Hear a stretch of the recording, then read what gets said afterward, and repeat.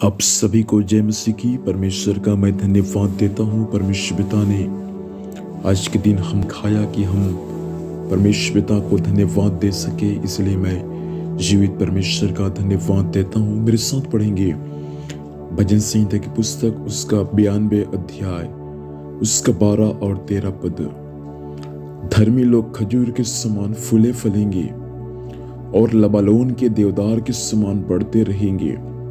वे यहोवा के भवन में रोपे जाकर हमारे परमेश्वर के आंगनों में फूलते रहेंगे। 14 पद। वे पुराने होने पर भी फलते रहेंगे और रस भरे और लहलहाते रहेंगे। परमेश्वर पिता इन वचनों के माध्यम से हम सभी को आशीर्वाद दे। प्रिय, यहाँ पर से परमेश्वर धर्मी लोगों के बारे में कहता है। परमेश्वर धर्मियों की तुलना दो पेड़ों से यहाँ करता है। पहला पेड़ खजूर का और दूसरा पेड़ देवदार का। खजूर के पेड़ का तुलना जब परमेश्वर एक धर्मी व्यक्ति से करता है तो परमेश्वर कहता है कि धर्मी लोग जो है खजूर के उस पेड़ के समान जो फूलेंगे और फलेंगे।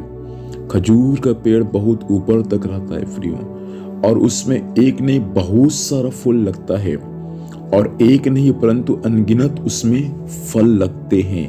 यह है एक धर्मी व्यक्ति की विशेषता। आप यदि धर्मी व्यक्ति है तो आपको प्रभु कहना चाहता है कि आप प्रभु के लिए फूले और फले और बढ़ते जाए। दूसरी बात है, प्रभु ने आपको एक साल जीवित रखा है।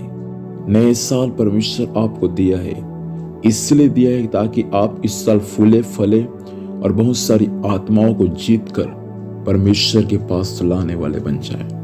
नीचे में लिखा है, और वे देवदार के पेड़ के समान बढ़ते जाएंगे।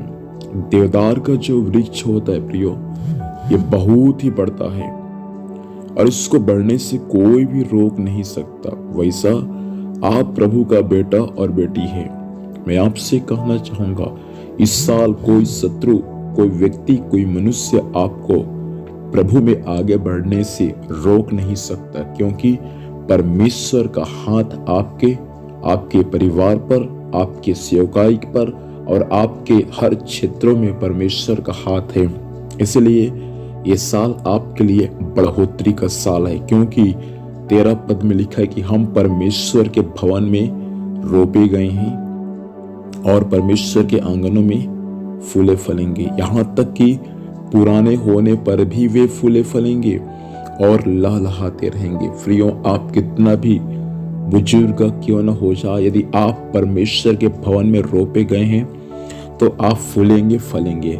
इसलिए धर्मी लोग जहाँ भी रहे, चाहे गांव हो, शहर हो या किसी ऐसे स्थान हो जहाँ कोई भी नहीं रहता, परमेश्वर वहां उसको फलवंत करता है, वहां उसको परमेश्वर बढ़ाता है, क्योंकि धर्मियों की तुलना परमेश्वर खजूर और देवदार के पेड़ से किया गया है। खजूर का पेड़ में बहुत फल लगता है, देवदार का पेड़ बहुत बढ़ता है। वैसा ये साल आप बहुत बढ़ने वाले हैं, बहुत सारा फल आपके द्वारा दिखाई देने पर है।